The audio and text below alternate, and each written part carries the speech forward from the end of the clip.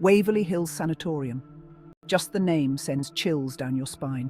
Hidden in the hills of Kentucky, it stands abandoned, a haunting reminder of a terrible past. Locals whisper tales, stories of the lost souls trapped within. They say the building breathes, a living tomb filled with sorrow and despair. Many have dared to enter, seeking thrills, seeking answers. Few return unchanged, their stories chilling accounts of unexplained events. Cold spots, disembodied whispers, shadows moving in the darkness. Waverly Hills doesn't give up its secrets easily. It demands respect. It demands fear.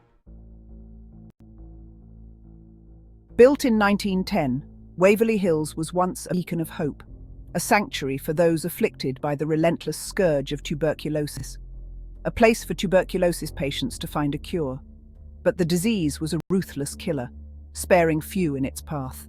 Thousands perished within those walls, their dreams and lives cut tragically short, their final breaths staining the air, their cries echoing through the corridors, their agony seeping into the very foundation, leaving an indelible mark on the building itself. One story speaks of a nurse, Mary Lee, who dedicated her life to caring for the sick. She fell ill, contracted the disease she fought so hard to cure, her strength waning with each passing day. In room 502, she breathed her last, her spirit said to linger in the room where she succumbed. They say her spirit never left, her presence felt by those who dare to enter, forever bound to the place of her suffering, a silent guardian of the past. Another tale whispers of a shadowy figure, a spectre that roams the darkened halls. A tall man in a doctor's coat, his presence both commanding and unsettling.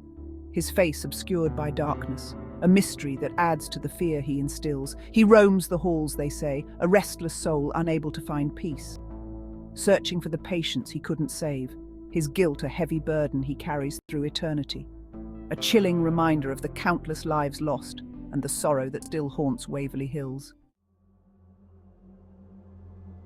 On a cold November night, the kind that sends shivers down your spine and makes you pull your coat tighter, a group of seasoned paranormal investigators decided to tempt fate. Armed with cameras, recording equipment, and a sense of both excitement and trepidation, they entered the belly of the beast. Their destination, room 502, the epicenter of Mary Lee's despair. The air grew heavy as they approached, each step echoing in the silent corridor. A palpable sense of dread settled over them like a dark cloud. The door creaked open, revealing a dusty, desolate space that seemed frozen in time. Time seemed to stand still. The silence, deafening, was only broken by their own nervous breaths. They set up their equipment, their hearts pounding in their chests like a drum. The temperature plummeted, an unnatural coldness enveloping them. A chill wind swept through the room, though all windows were sealed tight. They called out, their voices trembling with a mix of fear and hope. "Mary Lee, are you here?" The room seemed to hold its breath, waiting for a response that might never come. Hours crawled by, each tick of the clock echoing like a heartbeat in the stillness of the night. Tension hung thick in the air, almost tangible, wrapping around them like a suffocating blanket. Then, at precisely 3:13 a.m., the witching hour, it happened, the moment they had been dreading.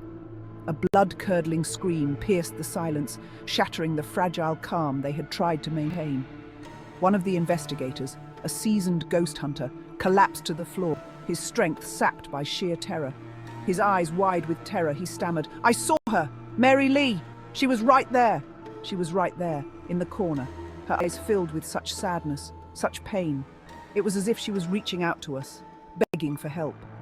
His words sent shivers down their spines, the fear spreading like wildfire among them.